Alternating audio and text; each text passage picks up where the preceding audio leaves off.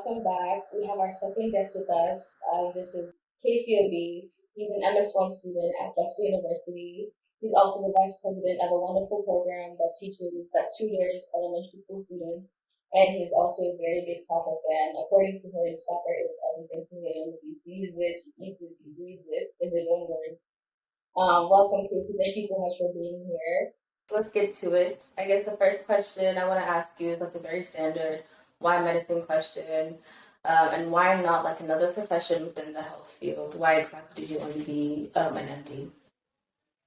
So honestly, I wanted to be an MD because I basically thought about every other specialty or other occupation there was. There was a time I was trying to be an engineer, but like I feel like as a doctor you can cause so much impact like in people's lives. Um, I just like the fact that you can directly impact people and like help people like when they're most vulnerable. So that was the main reason. I mean, obviously in Nigeria, my parents, like at the time I was thinking about doing, so like in Nigeria you decide between arts and science. So I was like, oh, I want to be an accountant, so I'm doing arts. But my mom was like, nah, you can't do arts because like when you go to US, you can't really like you need biology and chemistry. So I was like, okay, let me just do science, and I figured it out. So then when I now did science, that's when I now fell in love with medicine. And so when we transition to like you wanting to be a doctor, you have a desire. What were the steps that you took when it came to applying? Did you take any years off? Did you do a post-bac? Did you do like any extra research to really get yourself to the place you felt comfortable applying to?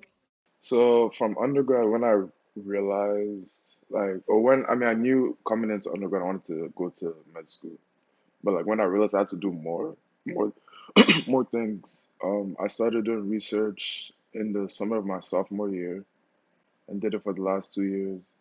I decided that my GPA wasn't good enough to go straight into med school, so I decided to do a program for 1 year before going in. I shadowed doctors a lot. I took the MCAT junior in the summer of my junior year. So I guess because I had the mentality that I was gonna try and apply straight, but then I realized I could like I thought if I got a good MCAT score that I would apply it straight, but that didn't really happen. So I decided to take a postback. So another big question that I think a lot of people would like to ask you is about the GPA and the test scores. It's something that a lot of people are very sensitive about, and I'm thankful that you're actually going to share them with us. I really appreciate that. So for me personally, I've always felt like my numbers are never high enough, or I'm actually taking my MCAT again, but sometimes I feel like my numbers are not good enough. So how were you satisfied with them, and how did you use them to get to the place that you are today? So first of all, I'd like to start with I believe in transparency. So I remember like looking at YouTube videos and like people would talk about med school and everything, but they would never say their scores. So I was like, I wish you just say so I know where I am. So I'll be honest, like I did not have the best scores, neither did I have the best MCAT. So I think I started off my freshman year like with a 2.7. Um, graduated like at the end of my senior year, I graduated with a 3.4. Um, I took the MCAT twice. Like I told you guys, I took it once in the summer of my junior year. I got a 495 on my first attempt. Um, so just with these scores alone, I applied to master's programs. So I applied to, I don't know if you guys know about Drexel's Pathway to Medicine, DPMS. Yeah, so that's literally how I'm in med school right now. But they had requirements where if you got into the program, you had to get a 500 on the MCAT and at least on 123 on each section. And then you'd have to get a 3.2 GPA in the program. So I got into that program. Um, I got a 3.3 GPA, and then I got like a 501 on the MCAT. Gosh, So yes, that's awesome. Wow, yeah, so yeah, that's it basically they give you automatic acceptance when you get those scores. Like oh, you don't have to interview or anything. I So love that's that. how I That's got it. great. Yeah. Wow, So yeah, that's amazing. Wow, that I'm so happy for you. First of all, that's great because you worked hard. So, yeah, no, no, it was definitely a struggle. are you satisfied in the place that you are? Do you feel like you've missed out on anything taking that time off? Do you feel like you've are kind of like delayed in your plan that you had in mind, or are you like satisfied with where you are? Very satisfied, like 100% satisfied with where I am right now. I feel like the postback helped me in med school, like to understand the material better and know what comes with being a med student, like in terms of studying, the workload, like the fire hose and the straw analogy that everybody likes using. Like my postback taught me how to handle it, so I like Yeah, I would agree. I just graduated from postbac as well a few it. months ago, and I hope it helps me too. So hearing you say that is like really comforting. Yeah, When it came to, I guess, representation is something that I mentioned to you was really big on this series. So mm, you mentioned someone that inspired you, and I actually looked him up, and I realized I know of him, but I didn't know exactly what he was famous for. So can you tell us who inspired you?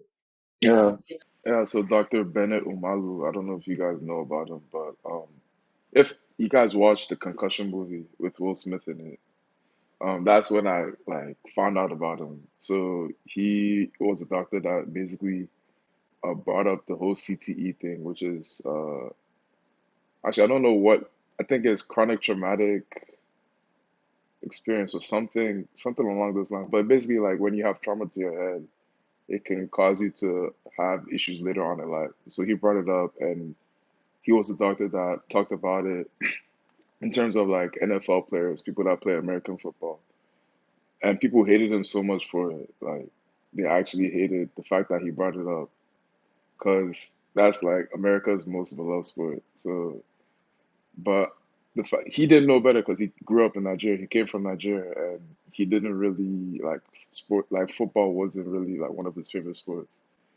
So, and he also grew up in one of the parts I came from. So it was just inspiration of like seeing his journey. And he went to my undergrad as well. Well, he didn't go to my undergrad, but he went there as a grad student. So, seeing his journey and seeing where he came from and how he like went on as a physician that the type I wanted to be was pretty inspirational. So when you become a famous doctor yourself and they make a movie about you, who would you want to play you in that movie? Who Have would you I thought want about to? this at all? No, like the actor that I want to play me. Yes. I never thought about this. It's funny because my favorite actor is Will Smith, Wilson can play you and but Doctor. He can't play both of you though. He can play both of you though.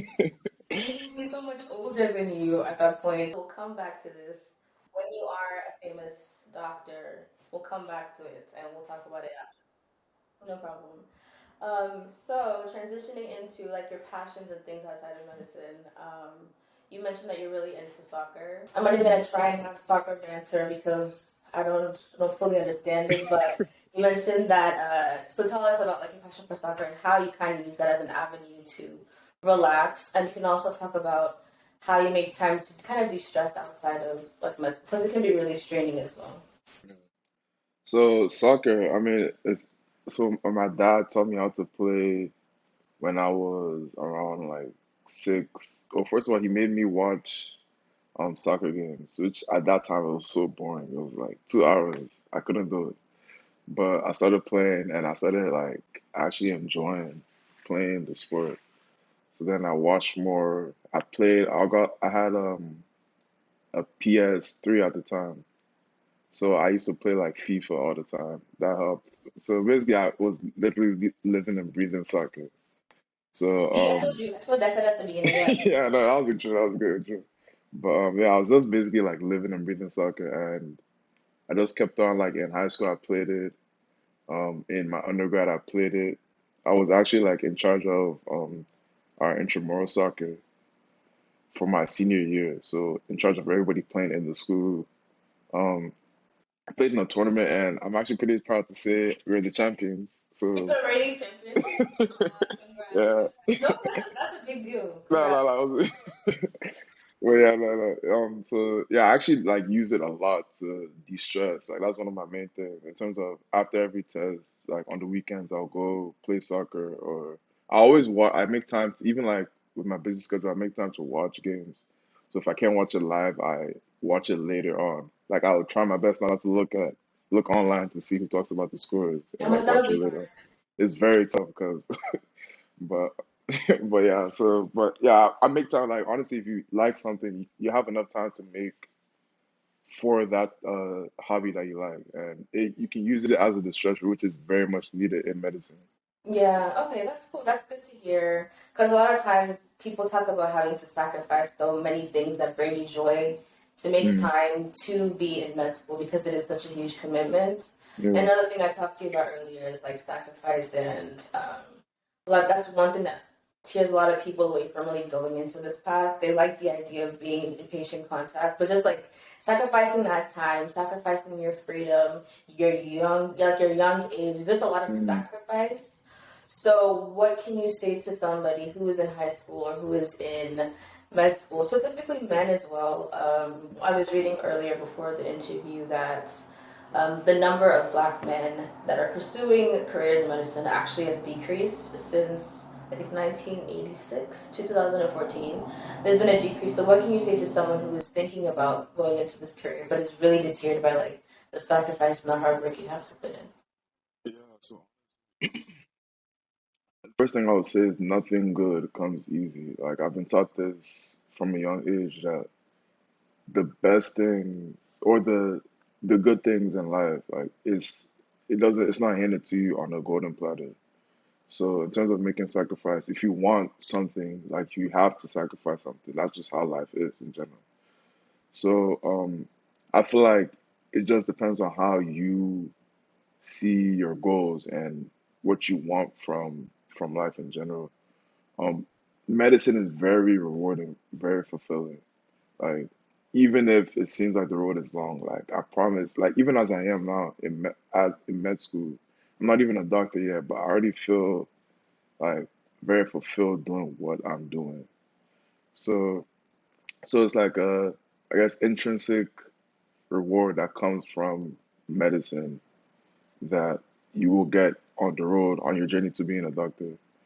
So um don't look at because you obviously you're gonna have friends that are doing other occupations like they'll start making money earlier than you. They'll like not work as much as you. Like it's a lot. So definitely like it will be hard to concentrate, but you just have to have the end goal in sight. That's what I would say. Yeah. I think sacrifice, things don't come easy. I love those Yeah. phrases. It's true. Yeah. Um, my last question for you, maybe my second to last question is: so, what is something that you're looking forward to?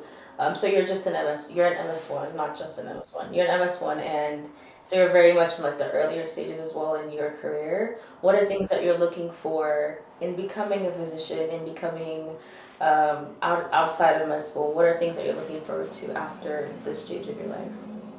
Apart from getting through med school, Yeah. Yeah. uh, I'm looking forward to.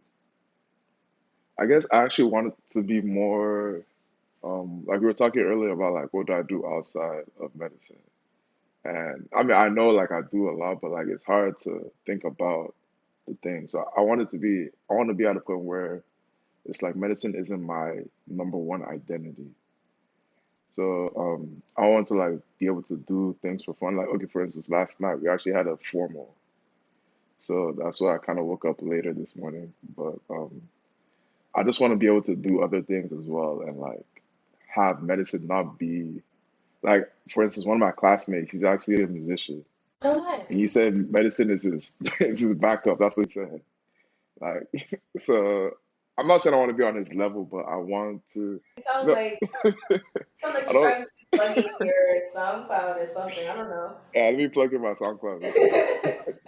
But yeah, no, I'm not saying I want to be on his level, but I'm saying like I don't want medicine to be my number one identity. Where, like other hobbies that I kind of have interest in is business. So I like finances. I want to like develop more of my other hobbies as well. Yeah, I feel like, Yeah. yeah. Oh, that's great. Well, we are excited and we are cheering you on. We look forward to seeing your movie come out in like 10, 15 years. Yeah, thank you so much for being here. I hope you have a wonderful day. Thank you guys.